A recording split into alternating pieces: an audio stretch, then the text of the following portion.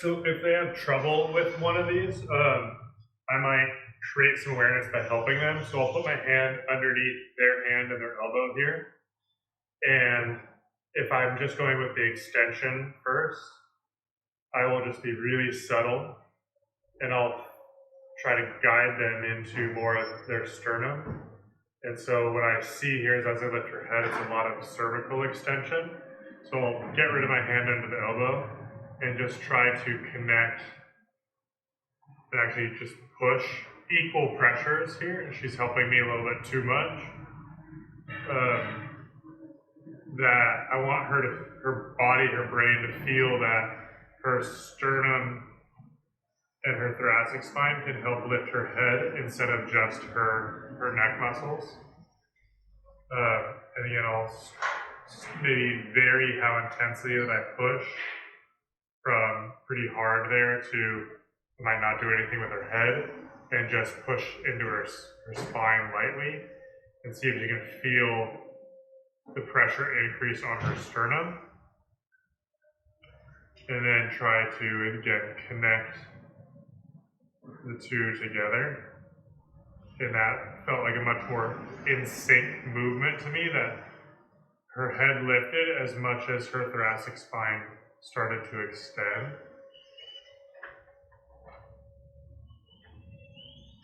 And then for, say, a rotation, I would have her stay really relaxed and let me do all the work as I would try to guide her onto the right side of her rib cage. I'm just barely unweighting her head and guiding her rib cage, and then ask her to tune in to how the ground feels on her, or where the weight shifts, and then eventually have her start helping me just a few pounds at a time. And once I see her hips get maybe too engaged, I might, or her butt contract, I might say that's too much, and just get her to have a really clean and light contraction, and I'll just meet her where she is or guide her intensity. And then same thing with the side bend, where I might just barely hover her arm and her head and bring her until I feel resistance, and then come back or go to the other side.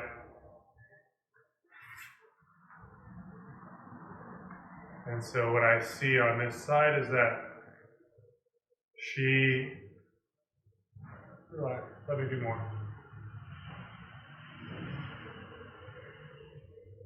It looks like there's an asymmetry side to side, where when I take her this way, she's much more inclined to bend in her lumbar spine than her thoracic spine, versus when I take her this way, I see her thoracic spine follow her head and get this curvature. Go to turn your head the other way. And so I'll see if it had to do with just her neck position, or if it's more her thoracic spine. And so if I let her head lead that way, the asymmetry is still kind of there. So that'll inform my coaching here, that I'm going to ask her to bend more to this direction when she tries this at home. And I've now gone even more subtle, where I'm dragging her on the ground. And I'm going to stop once I see her side bend that side. I'm just trying to guide her to find new opportunities to move in her rib cage. And now she's starting to help me, and she's not bending as much in her lumbar spine and starting to compress more of her ribs. And then I'll just take it as far as she can go without her lumbar spine getting involved. And so now we're starting to get really nice accordion motion where the left part of her rib cage opens up, right part compresses, and it's starting to feel a lot lighter to me. And then I'll just take her side to side, comparing. I see her erectors start to turn on more. Can you relax those?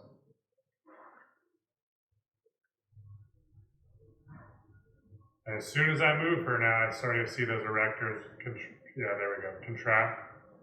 And so I will dampen my force until I see motion happen where I want it to happen, which is in her thoracic spine. This is a harder position with her head facing that way. Thoracic, lumbar spine is on, relax.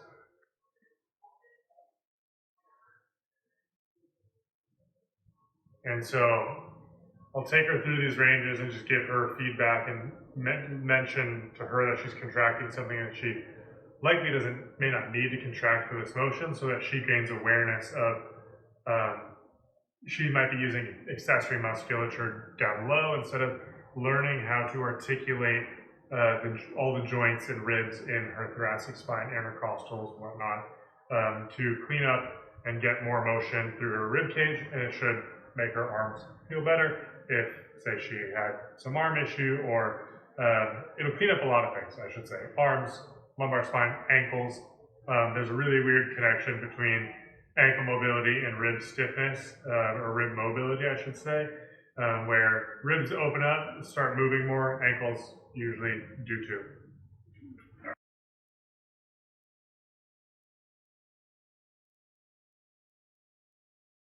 So this next one is going to be for improving, say, thoracic extension, maybe even some rotation. I like it for overhead athletes as well, but I end up using it with anybody who just needs to learn how to extend their thoracic spine.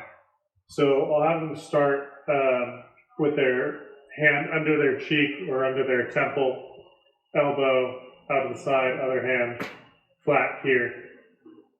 And I'm going to ask them to just get a body scan or just be aware of how their body hits the ground. But then I want to start bringing attention into their sternum.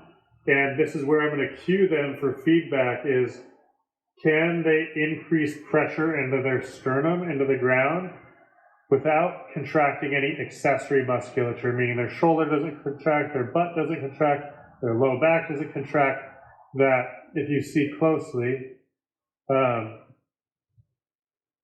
I can just put one more pound of pressure into my sternum by very lightly learning to contract up here for my thoracic spine.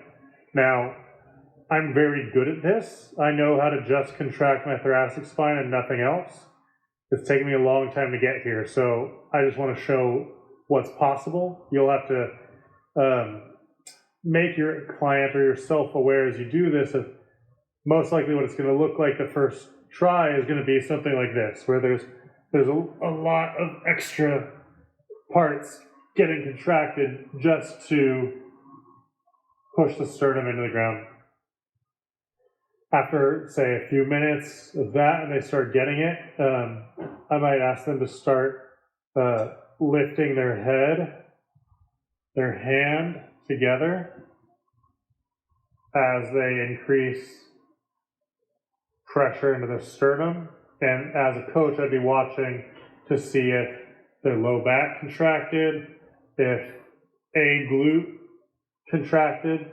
And if you can't see it, and you're not sure if they're contracting anything, between reps, you could just ask them to relax completely, and then you'll see the butt or whatever shoulder relax.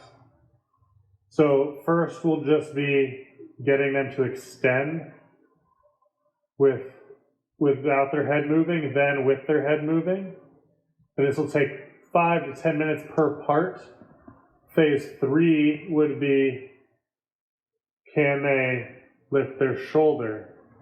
And you'll notice that my left shoulder or left elbow tensed just to lift the right one. So now we're starting to get extension and rotation.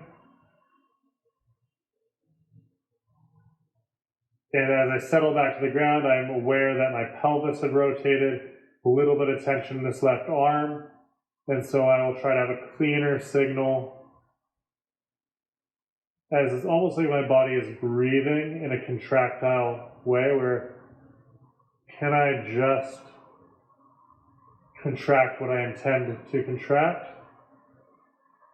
The next progression with this would probably be on the second or third session, would be elbow and head together. Being aware that I contracted my left glute a little bit, that's okay, I'll just keep going. And seeing, can I just keep pressure into my sternum, and that's my pivot point, rather than lumbar spine, legs.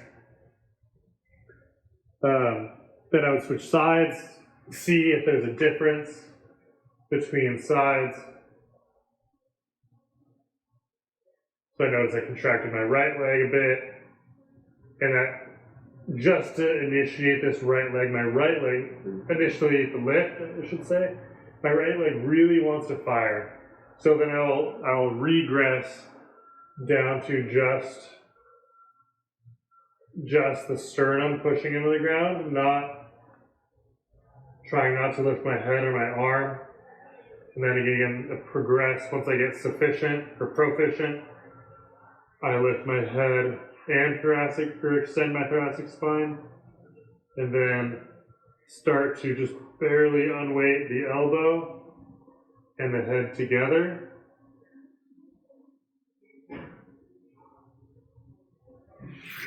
Say the fourth or fifth session, let's call this phase 5, don't know where I'm at now. I'm going to try to invite some side bending. And it might be, notice I lifted up this left arm. It might be that I start just partially unweighting and sliding on the ground. Or I can side bend the other way.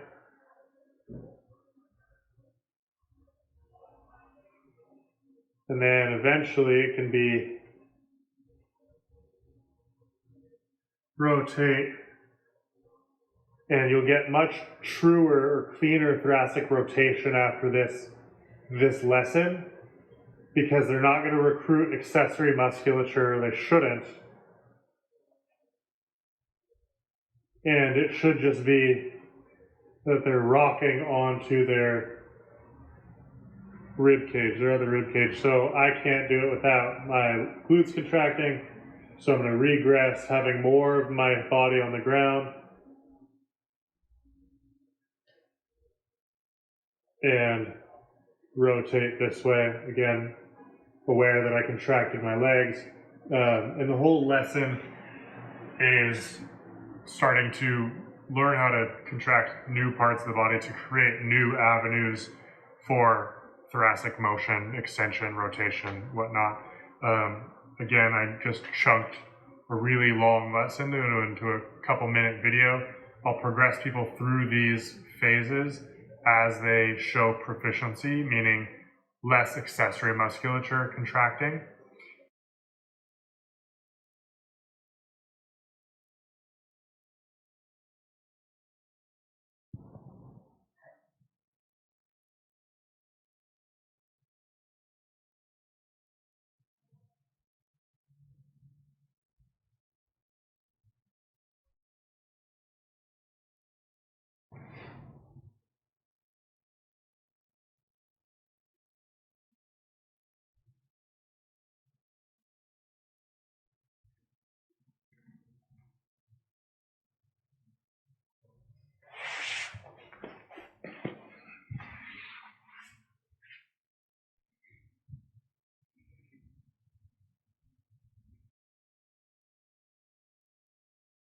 Where you put your head in your hand, do the same thing, but just give you a slight variation to that. Oh, nice. But you're just rotating your head. You're not. Or you could, but yeah, this would be like one just to work on more like flexion more of the, it, and then you could like the move rounding. in it. Yeah, this would give you more of that you wouldn't be able to do that whole pivot a little bit that direction.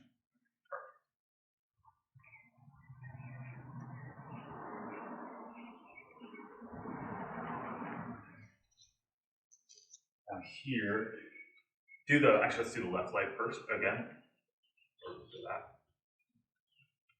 I want you to tell me which leg feels easier to swing or feels lighter.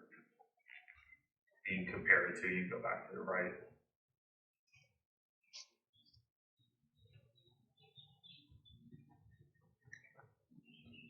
The left leg is lighter. So go back, swing the left leg again, and notice what you do up here. Okay. So your leg's moving, but do you feel how, and go back to the right leg and see how you don't, you change it already. You notice how you move more through your rib cage when you're moving your left leg? I like side bend. Yeah, this is all. That's good. Yeah, Yeah. It makes your legs lighter, right? I don't. That's how you don't, yeah. I would have, I was gonna guess that your left leg felt easier. So purposely move and like try to keep this really rigid. Like give me like a really good core and see what that feels like. And you can feel how like it limits the time of your mobility. Yes. Yeah. Even do it with the left leg, keep the trunk really rigid and feel what that's like. Yeah. And now think you're moving the leg, like how, like even exaggerate how much you move in your spine. There's no right or wrong, this is more exploration. Like the goal is to make it feel really light and easy. So you can even like let your head be a little, you don't need to carry as much tension there, yeah.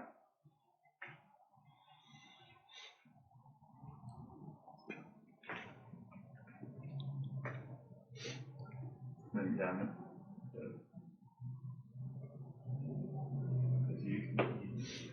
Is that your knee popping? Yeah. Okay. So come back. When you bring your left leg again, this time, like let this relax more. There we go.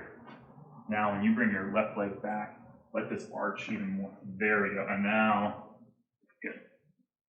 So you're keeping your spine. You're keeping yourself rounded in your low back. Yeah. You're moving up here, but you're keeping this rounded where it can be actually like a big, like if I'm bringing my leg back, it's the same thing on when you're laying down where like can I let my pelvis move? It's like, yeah, you can let your pelvis move when you're going extension. There's nothing wrong with that. So even think like how much can I let my spine be the motion, and then your leg will become lighter and lighter. So before I was doing this, and not that. Yeah, now you can so explore it too actually. Go purposely make yourself like keep really rounded in that low back and see what that's like. And now the next time see if you can let some arching happen, and then there's a rounding component too. So it's like an arch and then eventually you round. So it's coordinating your spine with your leg.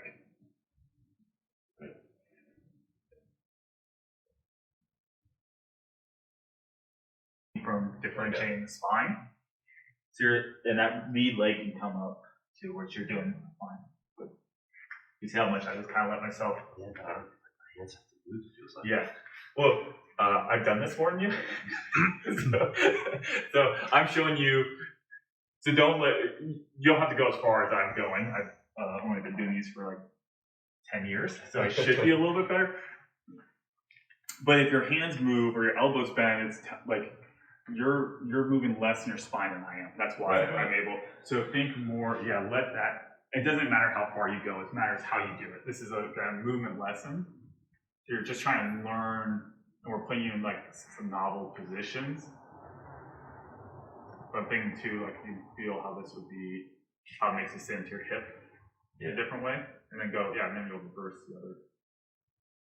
So go across, you'll widen the feet out, and then you're just lifting it slowly, easy, and like basically how lazy can you be in this? Yeah, there we go, good. Aaron, did you say he's getting less flexion on this side? And his hip. Spine. Spine, probably. This just looks a little. He's going to be sitting more into his right hip. So I kind of expect this side to be a little more challenging because, like, just based on the sport, all deep, like, right. Blows, but he never goes. There he goes.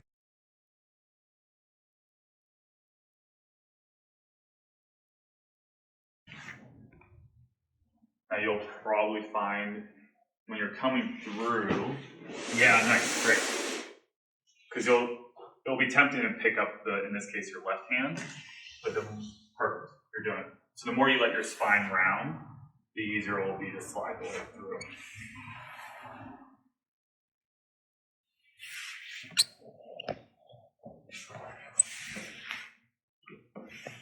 Good, now keep your left leg, keep that left leg in front.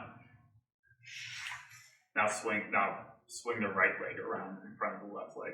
You're actually going to start like crawling forward. Yep.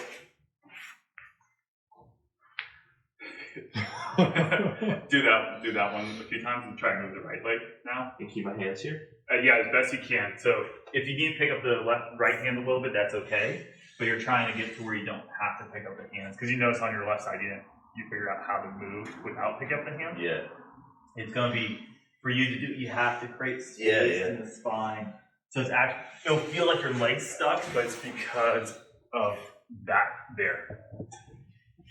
That's like the beauty of these things, or like the position makes a constraint. Nice, good.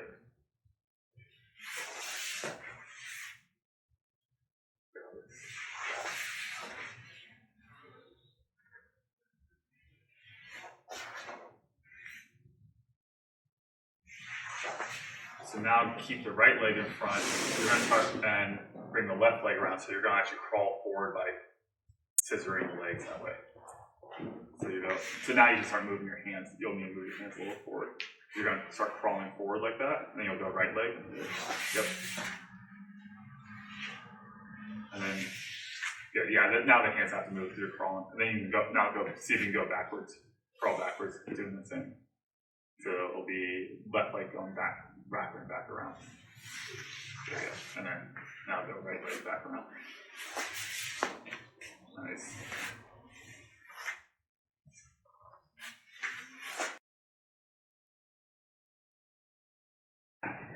To where you're like trying to sit in between your heels and you're going to hold your feet.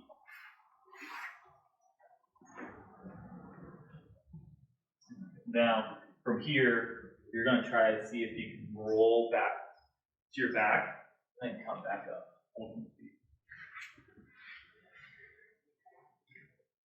Yeah. Now, you can let the legs separate a little bit, so the left leg will have to go down first. There you go. Awesome, you see this thing? Yeah, have you seen this thing's like steaming so bad out here? Yeah, really? Earlier. What was? The water heater thing is like, oh, it's making noise, and then there's like all this heat coming out, and then I saw the steam coming off the like. You're like, what the hell? It's like, I hope this thing doesn't blow up on us. Yeah, I talked to the landlord again. I was like, "What's the status on this thing? Yeah. It needs to be replaced." Yeah, for sure. They're gonna. Well, everything's like backward. Oh, yeah, that makes sense. So again, as you go down, you can. I'll show you again so that you can see. So it's like you're trying to go down. As you go down, you can let the legs separate. Okay. And so then it's like left leg comes up first. You're letting yourself go. Okay. Come back up. Right knee down. Yep. Sit back in between. Yeah. And now really you got to sink. You got how much you have to sink there. So then let yourself keep sinking. You're trying to make yourself into a ball. Now knees can separate a little bit so that you can bring that one down first and give you a little more momentum to come back up. Okay.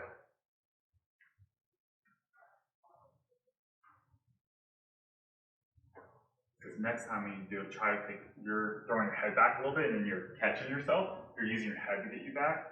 Think more, can you melt down through here? Yeah, so there you go. There you go. Yeah.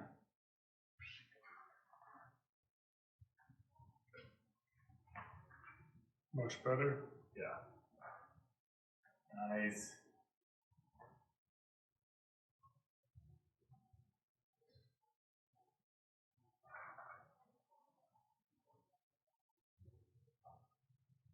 Yeah, and let that left knee come down first.